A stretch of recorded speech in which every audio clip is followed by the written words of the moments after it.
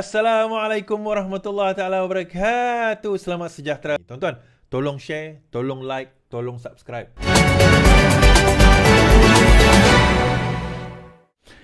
Tuan-tuan ingat MP Bersatu Iskandar Zulkarnain itu yang menyatakan beliau menyokong Datuk Seri Anwar Ibrahim dan mengharapkan supaya ada peruntukan untuk beliau. Ingat tuan-tuan Okey. Now, apa yang berlaku, interestingly enough, ialah beliau sudah tidak hadir parlimen, ikut maklumat yang saya dapat, dah kira-kira 2 minggu. Kita pelik.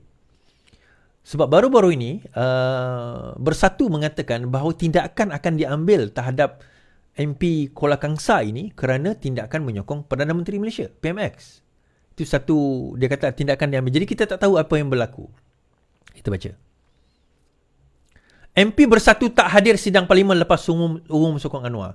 Ahli Parlimen Kuala Kangsar Iskandar Zulkarnain Abdul Khalid tidak menghadiri sidang parlimen sejak mengumumkan sokongannya kepada Perdana Menteri. Menurut rekod Hansard semalam, 24 Oktober, Iskandar hanya muncul di Dewan Rakyat beberapa hari sebelum membuat pengumuman iaitu 9, 10 dan 11 Oktober. Bagaimanapun dia tidak hadir sidang Dewan ketika mengumumkan sokongan kepada Anwar pada 12 Oktober. Iskandar juga tidak hadir ke Dewan ketika Anwar membentangkan belanjawan pada 13 Oktober serta tidak menghadiri 7 persidangan Dewan Rakyat berikutnya. Parlimen bersidang dari Isnin hingga Khamis kecuali hari tertentu seperti ketika pembentangan belanjawan. Antara 12 Oktober hingga 24 Oktober, dia hanya memaklumkan sebanyak 2 kali di bawah peraturan mesyuarat di Perbesatu mengenai tidak hadirannya iaitu pada 19 dan 24 Oktober. Pelbagai usaha dilakukan Malaysia kini untuk menghubungi Iskandar tetapi tidak membuahkan hasil. Iskandar sebelum ini menjadikan isu kos sara hidup di kawasannya untuk menyatakan sokongan kepada Anwar Ibrahim. Dia juga mendakwa mahu menguji sama ada Perdana Menteri ikhlas memberikan bantuan peruntukan kepada mana-mana ahli parlimen yang menyokong dasar kerajaan perpaduan. Ahli Parlimen Bersatu itu bagaimanapun menegaskan dia masih kekal sebagai pembangkang. Pada 13 Oktober, Ketua Pembangkang Hamzah Zainuddin mendakwa Iskandar diugut oleh pihak berkuasa yang dipaksa menyokong Anwar sebagai Perdana Menteri. Hamzah mendakwa Ahli Parlimen Perikatan Nasional itu membuat keputusan setelah dia dibawa ke sebuah hotel di Damansara di mana dia bertemu dengan pegawai kanan SPRM. SPRM menafikan dakwaan tersebut. Susulan itu, Anwar menegur Hamzah dan memberitahu Setiausaha Agung PN itu untuk mengemukakan bukti kepada pihak berkuasa supaya mereka boleh menjalankan siasatan. Semalam, Ketua Polis Negara Raziruddin Hussein berkata tiada laporan diterima berhubung dakwaan ugutan terhadap Iskandar. Ahli Parlimen Damansara Gobind Singh Dio pula mencadangkan Iskandar dipanggil ke Parlimen untuk menjelaskan mengenai kedudukannya serta menjawab dakwaan yang dibuat oleh Hamzah. Now, saya terfikir, saya rasa ada beberapa perkara sebenarnya yang mungkin berlaku dalam situasi ini. Perkara pertama yang mungkin berlaku adalah kerana mungkin ada ugutan daripada pihak Bersatu. Pihak Bersatu mungkin ada membuat ugutan kepada kepada Iskandar. Iskandar Zulkarnain berkenaan dengan sokongan tersebut. Supaya dia tarik balik sokongan tersebut, jadi beliau ada berbelah lagi. Ini spekulasi saja. Saya buat spekulasi dahulu. Berkemungkinan juga yang kedua disebabkan oleh saranan Gobind Singh Dio bahawa beliau dihadapkan ke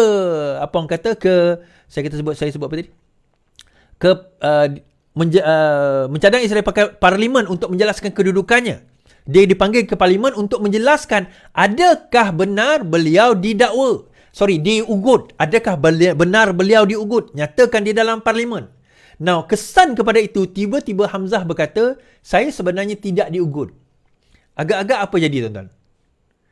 Apa jadi dengan Hamzah Zainuddin punya kenyataan bahawa beliau telah diugut? Jadi, ia adalah membawa kepada satu konotasi sangkaan buruk kepada SPRM.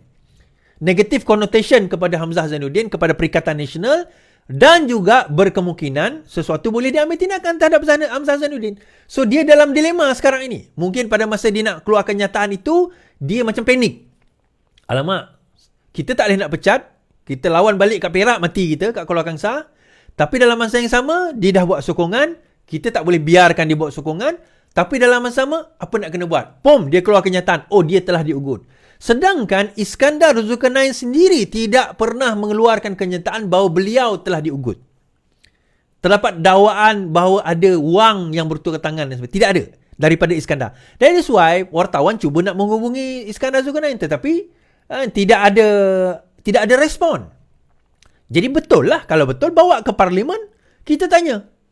di atas orang kata apa, janji dan sumpah setia untuk berkata benar, nyatakan apakah ada dakwaan tersebut itu benar, bahawa terdapat ugutan, bahawa terdapat sogokan. Balik kepada cerita, kenapa Hamzah tiba-tiba mengeluarkan idea sogokan dan ugutan, tuan-tuan? Benda itu berlaku, tidak lain tidak bukan. Kita tengok zaman Perikatan Nasional sendiri, perkara itu berlaku.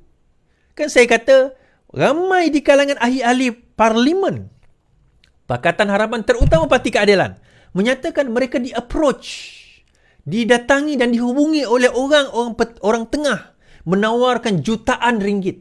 Malah ada di antara mereka yang diugut, kalau sekiranya kamu tidak menyokong, maka dakwaan akan dikenakan kepada kamu. Kalau tuan-tuan ingat, Xavier dahulu, pegawai Xavier, kan?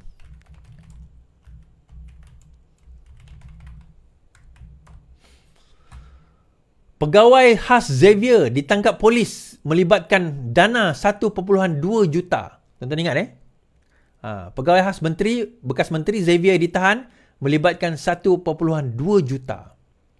Now, selepas kejadian itu, kan, yang ini berlaku Februari 16 Februari 2021.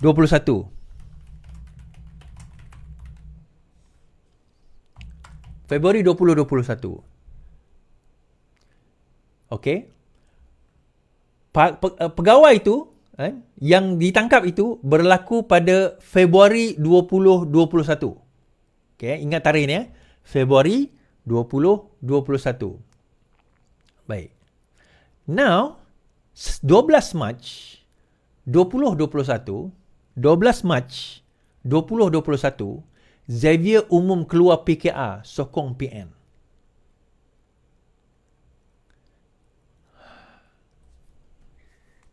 Februari, ugutan tangkap dan sebagainya 1.2 juta, pegawai dia. Tapi ada dakwaan mengatakan berkemungkinan akan terpalit sekali dia sendiri. Mac 2021, saya sokong Perikatan Nasional. Xavier ni tuan-tuan. Walaupun saya dalam keadilan, dia orang PKR sama dengan saya. Walaupun kami dulu berlainan camp dan saya lawan Xavier. Saya antara orang yang lawan Xavier dalam parti saya sendiri. Dia lompat. Orang lama ni. So, cerita yang sama dia nak gunakan untuk Iskandar Zulkarnain. Tapi malangnya tak berjaya. Saya nak cerita tuan-tuan. Peruntukan ahli parlimen lebih kurang 3.4 juta, lebih kurang macam tu. Okay. 2 juta sebenarnya ahli parlimen dapat untuk pembangunan di tempat dia. Semua pembangkang kerajaan dapat. Yang tak dapat 1.4 juta tu, yang ahli PAS kata nak bagi orang mati, nak bagi orang sakit, yang tu dia tak ada. Nak bayar office, yang tu dia tak ada. Yang tu memang tak dibagi. Tetapi 2 juta untuk pembangunan rakyat dibagi. 1.4 juta tu untuk diri dia. Bukan dia nak masuk poket dia, bukan saya nak cerita macam tu. Itu untuk dia nak gunakan, bayar-bayar budak-budak dia, untuk buat gerak kerja, kempen dan sebagainya. Itulah duit dia gunakan. Yang tu yang diorang kecoh tu. Sedangkan 2 juta memang diberi. Kan? 2 juta memang diberi. So, kalau kita tengok tadi tuan-tuan fikir sendiri. Daripada mana datang idea Hamzah Zainuddin tentang ugutan, tentang orang kata apa, duit, daripada mana? Kalau bukan dari pengalaman dia sendiri. Kan? Saya bercakap dengan 2 orang ahli parlimen sendiri berkenaan dengan perkara ini, di mana mereka mendakwa, ya. Saya dihubungi orang PKR, ahli parlimen PKR, dua-duanya dah tak jadi ahli parlimen lagi lah. Dan kami telah ditawarkan jutaan ringgit untuk kami melompat. Tapi kami tak terima lah.